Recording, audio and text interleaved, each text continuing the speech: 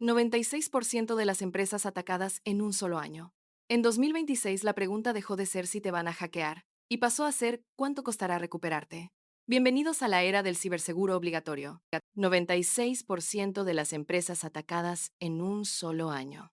En 2026, la pregunta dejó de ser si te van a hackear y pasó a ser cuánto costará recuperarte. Con el 95% de la población usando apps bancarias semanalmente, la superficie de ataque es infinita. El 45% ya sufrió intentos de phishing.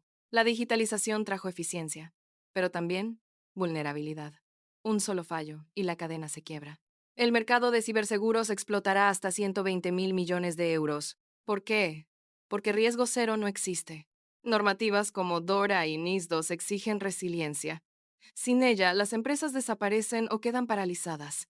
Para las aseguradoras, tu ciberhigiene es la nueva calificación crediticia. Sin controles de IA, sin gobernanza ética, serás inasegurable. En 2026, la seguridad es el activo más valioso. ¿Está tu empresa preparada?